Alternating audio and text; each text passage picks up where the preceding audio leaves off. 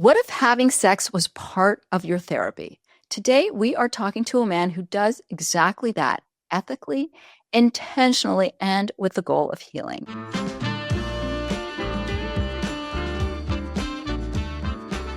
Brian Gibney is a surrogate partner, intimacy coach, teacher, and advocate in the Charlottesville, Virginia area. He helps clients overcome a variety of obstacles to physical and emotional intimacy in a safe and non-judgmental environment. Hello and welcome, Brian. It's good to be here.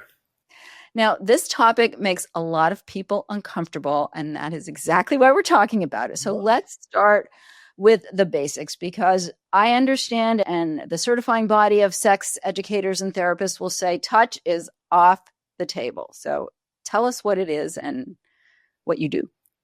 Yeah, let me start by saying, as a therapist, touch should be off the table for reasons of professional boundaries and ethics, right? But when people are doing talk therapy to resolve issues of intimacy, relationships, sexuality, talk can only get us so far, right? People are complex beings, and we can't think our way and process our way out of every problem. A lot of our relationality, a lot of our sexuality has to do with being with other people. That's how we learn to be human, to experience touch, to figure out what feels good in our bodies. That shouldn't be the realm of a talk therapist. And back in the 1970s, Masters and Johnson, who really created the field of sex therapy, discovered that they had a great solution to this, right? That in conjunction with talk therapy, they would have surrogate partners, right? People that acted in the place of a partner, go through these touch exercises, these relationship exercises with clients. And what they found was that the talk therapy became so much better. The issues around sexuality that the clients came into, they found that when they incorporated touch practitioners into the therapeutic process, it made a huge difference. So surrogate partners are kind of this in-between profession between the talk therapy and all the crazy stuff that happens in relationships in the wild.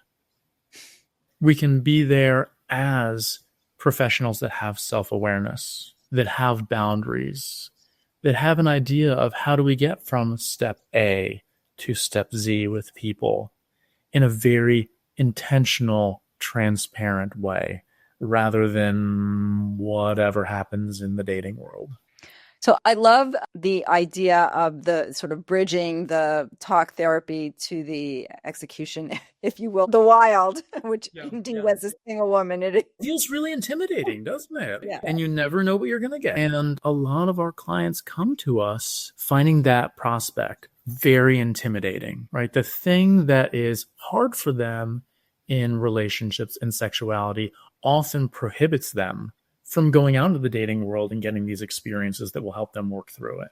So then let's say the difference then, because someone might say, well, you're just a glorified prostitute, because it doesn't really matter. Right. So talk to, why does someone come to you versus actually a sex worker in the traditional way that we think of a sex worker? And I do want to say, like, I identify as a sex worker, right? There is this thing called the hierarchy. I don't know if you've explored it, that terminology before. The hierarchy of touch work, of sexuality work. And we all have this view of the street walking survival sex worker being like, ooh, I don't know if that's a great way to be. And then maybe at the top of the hierarchy is a model, is a celebrity using their sexuality to sell themselves, to create celebrity. You know, surrogate partners, because we are associated with the therapeutic process, we come out of academia, we come out of clinical work. We find ourselves kind of nestled neatly in that comfortable hierarchy of where we are as sex workers. I want to say, like, first off, fuck that. I'm not comfortable with that at all. But also want to point out that, like, when people, even within our profession, say, is surrogate partner therapy sex work, they get really uncomfortable about that. They don't like to associate. And many people in previous generations are like, well, this is not prostitution. But there are some really significant differences in, say, full service sex work versus surrogate partner therapy. In full service sex work, folks come to a provider and they say, hey, I want to do this thing. Here's the money. That's not how people come to us, right? They come to us often through a therapist. They say there's this overarching therapeutic goal that I want to work on that may include some level of physical intimacy, right? It might be, can I actually hug a human being? And it might be, can I maintain an erection with a human being? Right? It might be, can I see a man naked and not be triggered because of my assaults in the past? So we walk into the room with erotic potential, with the possibility of sexuality being on the table, but not the promise. I'm not coming into the work saying, I'm going to heal you with my magic dick. That's not how any of this works. We go through a rather extended therapeutic process of learning self-awareness, learning how to communicate with each other about what that awareness is, learning how to set boundaries, and then learning how to navigate things like wants, desires, and how those all play off against past history, trauma, fears. It might be in the context of touch, and it might be as simple as holding hands. It might be as simple as cuddling on the sofa. It might also be seeing each other naked in a very non-sexual way. And it might include eroticism. So the distinction is clients are coming to us for a broad therapeutic process that has so much to do with relationality. And as much as it draws folks to us, they say, hey, I want to fix my sex. Often it doesn't actually come to that. Right, because the sex is not the problem. The sex is the manifestation. Mm-hmm. Yes. Mm-hmm. As it turns out, I feel comfortable being in the room with you and I'm not triggered because we have had these conversations about boundaries, about safety, because I know that I can respect you. And all of those issues that I've had in the past with people are an issue now. And then I can take those things and make it transportable into my relationships in the wild. So does every person that hires you come through a therapist, a sex therapist, or any kind of therapist? Yeah, so licensed therapist, sorry. Mm-hmm. So part of surrogate partner therapy is that it always exists in what's called a therapeutic triad. There's a surrogate partner, a client, and some kind of clinician. You know, a very adept coach, a licensed therapist, could be a sex therapist, doesn't have to be a sex therapist. And that third leg of the stool, that talk therapy, really helps us stay within ethical boundaries, helps the client process what's happening with us, and think about how is what's happening in the room with me different from what has happened in the past, and how can they take those lessons and bring them into future relationships. So tell me, I hire you, I'm working with a therapist, like I'm terrified to walk in the door. Like, what is the process of actually showing up? Because you've given us some examples of what someone might come to you for. Yeah, absolutely. So I mean, people come to me for a variety of reasons. I work primarily with cis women, but I also work with non-binary assigned female at birth folks. I work with trans folks. And other practitioners have different boundaries about what genders, what orientations they work with. When folks come to me, I mean, they come to me for a variety of reasons. It could be they have a history of trauma or assault. It could be that they have genital pain, right? That they have vaginismus or vulvodynia. It could be that they've had breast cancer and they've had a double mastectomy and they say, I can't imagine myself being intimate with someone. My body has been carved up and I don't even feel like a sexual being anymore. Folks come to me with, physical disabilities. And because they've had physical disabilities, they've kind of been shunted to the side and said, well, we really don't want you to be allowed to be sexual because that makes us feel very uncomfortable. Like we being society. I have feelings about that. And everybody, no matter what brings them to me, is really nervous. Because this is a weird thing to do, right? If we're talking about what is taboo, like going to a professional to ask for help with sex is like, this is something that we're told should be natural. right? We shouldn't have to talk about it. It just should happen organically, like it does in the movies, where you meet, you catch someone's eye across the room and you have a brief and fiery courtship, and suddenly you're making out in a car, and then you have sex, and it's all stars, right? Right. This is like the opposite of that. And we don't know how to do that. Nobody has really taught us how to go through the process of relating intentionally, of talking about sexuality intentionally. So I often say, like, the work starts with hello, right? I talk to folks who say, come to me from a therapist, come to me from my website, and say, this is who I am as a human. This is what the work looks like. And the work could look like a lot of different things. It's not like we're going to get naked on day 1 or 2 or 3. Not even close. We talk about how it's more about helping them find out what their agency looks like, how it's more about learning how to communicate about these things than anything else. And we talk about how the therapist is involved, right? So even though this is weird and unfamiliar, they have the therapist to kind of fall back on and say, things are feeling really weird and unfamiliar. And the therapist is like, yeah, it feels weird and unfamiliar, and we will take it at your pace, and it can stop at any time.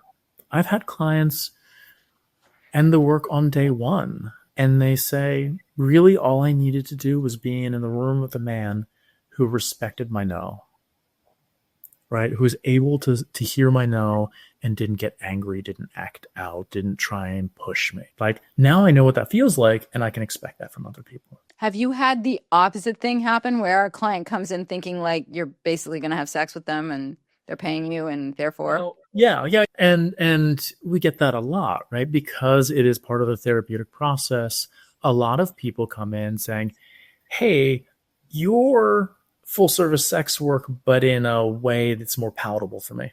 Right. And say, right? I'm not cheating. Mm-hmm. And usually when we're having these initial conversations with therapists and clients, we're like, I respect the client's wants. That's not what this work is, right? Totally legitimate to go see a full service sex worker, but do they really want to wait 8 months to even see if sex is on the table?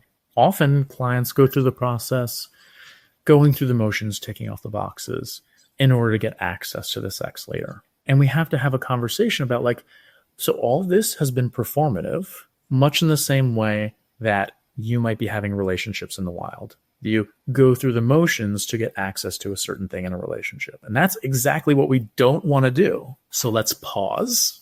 Let's do a little bit more therapy and decide, is the sex really important? Have you been waiting to have access to me, to my body? And have you really been doing what I call a paradigm shift? Like, have you really been internally reworking how you think of relationships?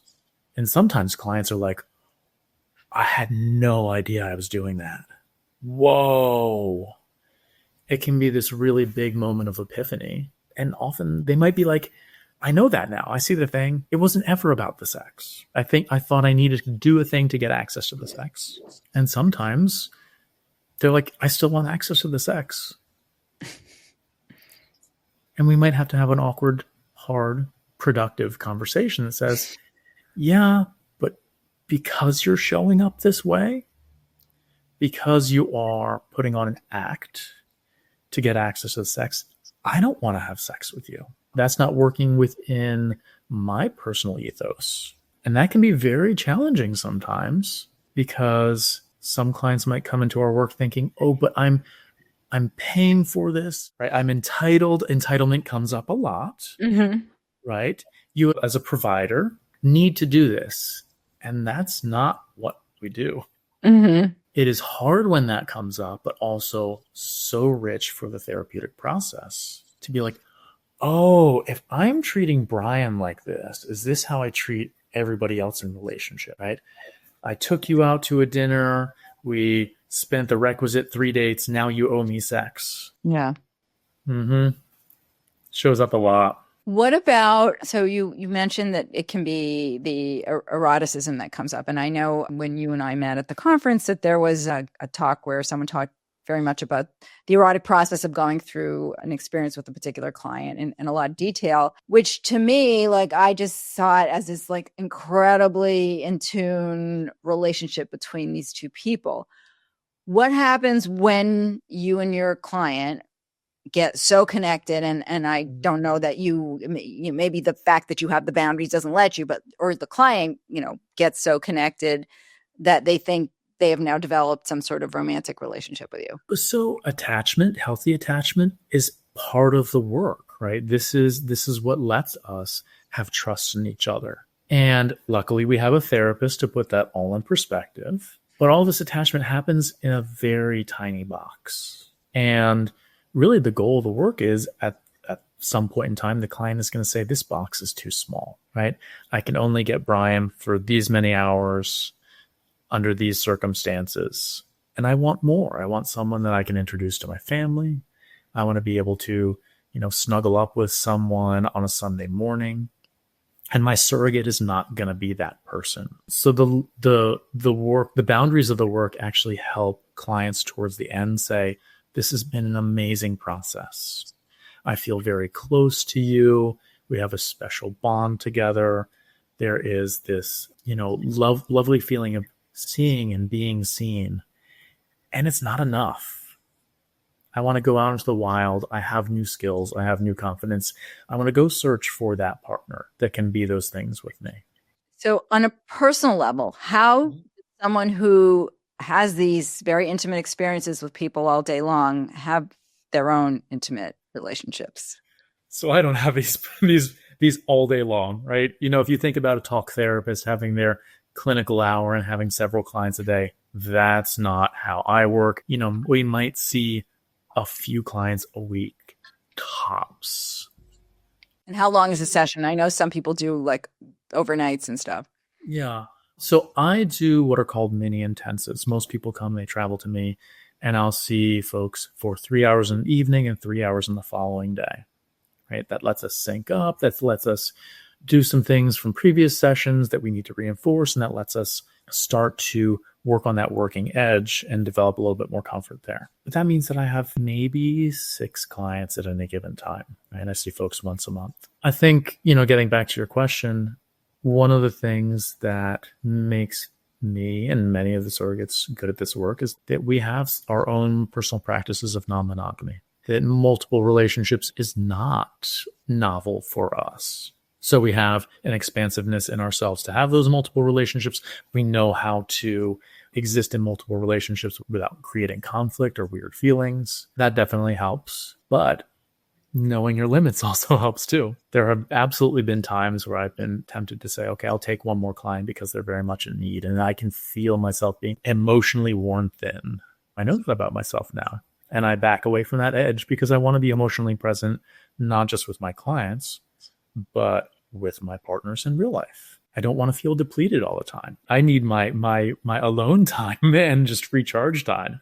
Right. And having that balance is really part of being a good practitioner. Were you always non-monogamous?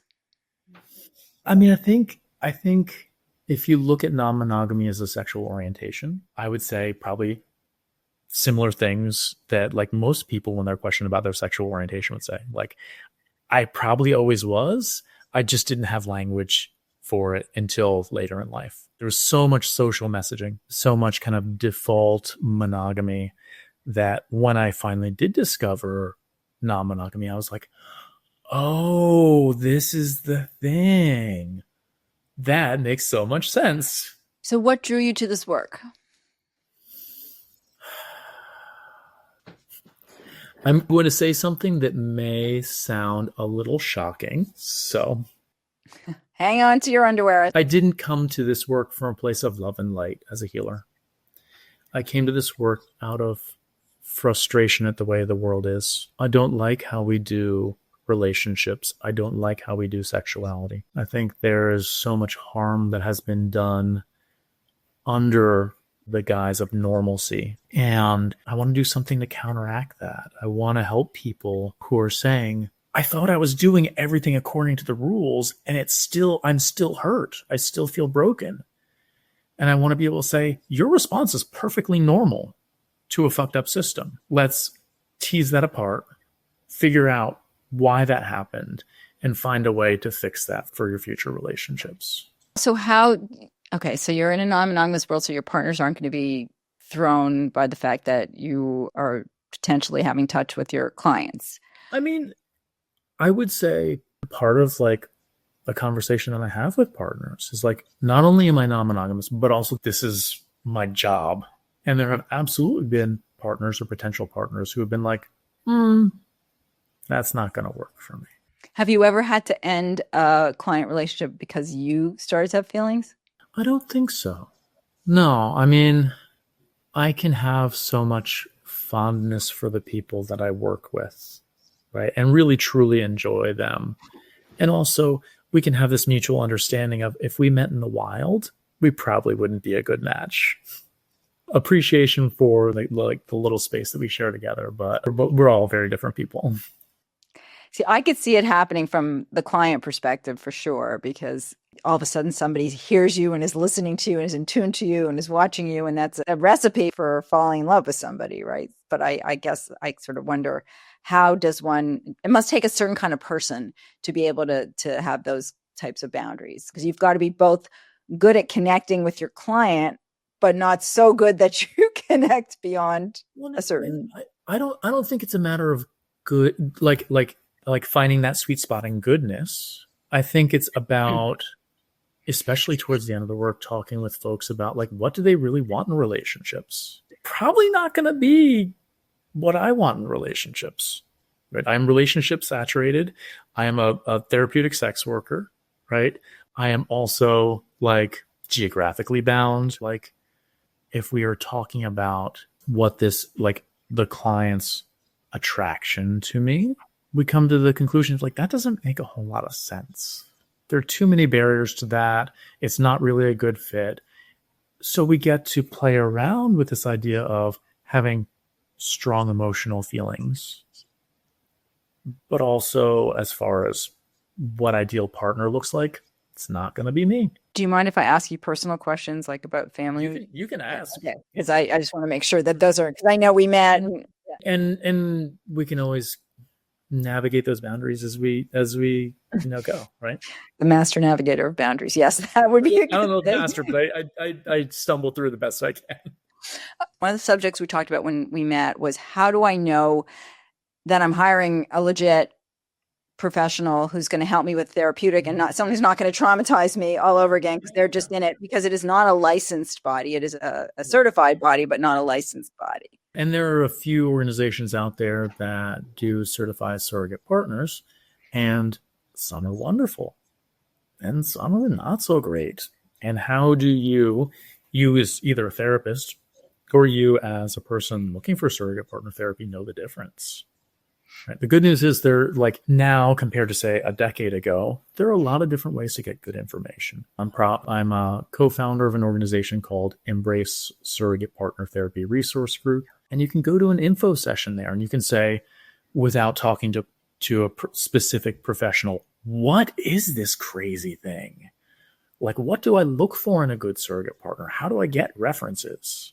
Do not just Google something and look for the person that's closest to you. Yeah. Right? You might luck out and get a good practitioner, but also do your due diligence, right? Like if you were buying a new car, you wouldn't just find the closest car to you. You would talk to friends, you would talk to mechanics who are experienced working on cars. You would look at customer ratings. There's certain ways that you can do that with surrogates. You can look at the trainings they've had. You can talk to some organizations and say, hey, are these well-reviewed surrogates? Are they in good standing with the professional organizations?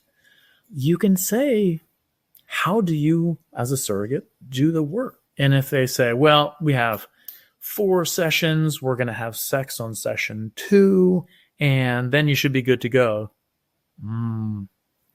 That's a flag. If they talk about developing communication and attunement and agency, they talk about the relational component and how important the therapeutic triad is, those are great ways to vet surrogate partners.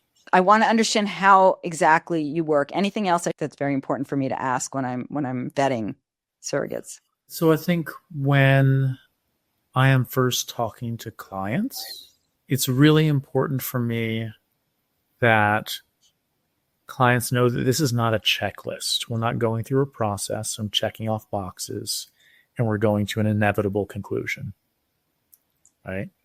We are developing a relationship. We are creating some foundational skills about communication. And then we're using that to ask the question, what do we want next? For me, the surrogate, the question is always going to be, is that relevant to the work that a client's doing? And a good therapist can help clients navigate that. Gee, I think Brian's really sexy and I want to have sex with him because he's kind of hot. Okay, is that necessary for the work, right? Maybe the work was just being able to feel attracted to someone. Yeah, interesting. Yeah. So there are organizations that can help you vet surrogate partners, find good surrogate partners, embrace surrogate partner therapy, as well as a surrogate partner collective. And, through my work with ASECT, through my work with other therapist organizations, we're starting to get more language in the therapy community about like what surrogate partner therapy is. Give us an example of a client that you saw incredible progress from the time you met them until they moved on. I mean, I would say the vast majority of my clients see incredible progress, and that can range from day one realizing that they really just needed to be able to be respected in their no and hear a no or say a no to a man and have that no honored, right? Sometimes with clients, it's like, I am standing naked in front of you in my body and I'm not feeling shame in my fatness, in my oldness, in my disabled body. I can embody a sexual being, a desirable being, because of the relationship that I have with you. I've had clients that have had severe abuse and trauma in the past and can't even say the word sex, and let alone talk about wanting sex, and getting to the point where they're like, sex sounds like a really fun thing. Like under the right circumstances, yeah. It's so beautiful to have someone go from a place where something was terrifying to like, I really want this. This is something that I want to include in my life more. Wow, that's great. And I know that this is particular to location, but what's the range of cost for a surrogate? Yeah, so we get that question a lot. And the kind of standard answer is we will charge about what the going rate of therapists are in that area. I tend to charge a little bit more because I can't see as many clients as a therapist would. And you're doing 3 hours and not 1 hour or the therapist hour. Yeah. When all said and done, clients will see me for about 6 hours in a month, which is maybe a little bit longer than they would see their therapist. So anywhere from, I guess, from 100 to, 1,000. My hourly rate is $200 an hour, and other folks do less or more, especially depending on if you're in New York City, if you're in the Bay Area, they're going to be charging more. But often there's sliding scale too, because access to the work is hard. There's often travel associated with it, so associated costs. One of the things that we as practitioners really need to talk with clients about is this is a business relationship running in parallel to this other like emotional, physical intimacy. How does that business transaction influence the other relationships that we have going on? Yeah. Right. I don't want a client to feel like I am the only way they are ever going to get better, right? Heavy air quotes, get better, and that they are compromising their financial boundaries out of that sense of urgency. So that's a conversation that we have to have very early on in the work. Right. But you also have to protect yourself. And a lot of people want things for free. As soon as you say sliding scale, it's like, well. And we live in a capitalist society, right? Like everybody has to pay rent. Everybody has to buy food. How do we find a way to work within that system in a way that is hopefully beneficial to everybody? Do you think people would pay up because you're vetted, safe, professional? Like as in pay more than my rate? Yeah, or just in general would feel it's a lot easier for me to digest. I mean, for me, I live between California and New York, so 200 doesn't sound outrageous, but for some people that might be, a lot. But maybe because of, there's a regular therapists are a dime a dozen. Some are great, some are terrible, some are great for some people, some are not. But your work is very unique, and even though yes, there's a range, there's not that big a range, and it's quite specialized, and you get quite an intimate relationship with me. So I would imagine that I might be willing to stretch my budget because this is something, I guess, if it's important enough to you. And, there's a place that I occupy in the field that I'm out here talking about it. I'm teaching other new surrogates how to do work. I'm a mentor. So I have a certain level of expertise that maybe not everybody has. So I do have folks that are flying across the country to see me, but I have never encountered someone that has been willing to up my hourly rate. And I think that has as much to do with the typical gender of my clients and how the social scripts of sexuality and money play out in relationships. Cis men have learned that you pay for dates, that you buy gifts and things like that. There may be more of a tendency to, be willing to pay more. With cis women looking for men, that's not how the economy of relationships is supposed to go. That's so interesting. So even paying me at all sometimes can be very challenging. Why, as a woman, would they need to pay a man so they can do the sex? Yeah. Right? Yeah. When so much of social messaging is all you have to do as a woman is just not say no. There's a lot behind that. Wow, that's super interesting.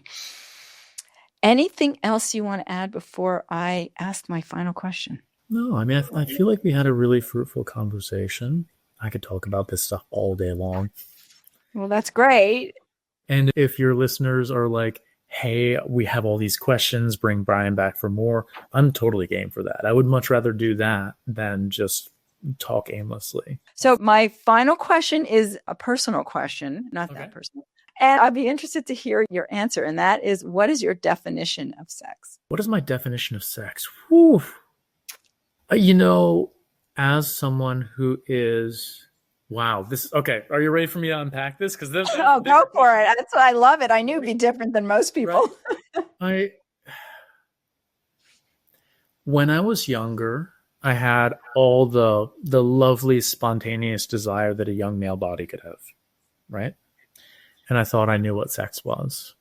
And through explorations of non-monogamy, explorations of different types of relationships, explorations of kink, my definition of sex has gotten very, very broad. I could be sitting down to dinner with a very attuned partner and we can be stroking fingers, and that could be sex for me. Whereas PIV intercourse could feel more like just bodies doing a thing and less like what I have come to see as sex now.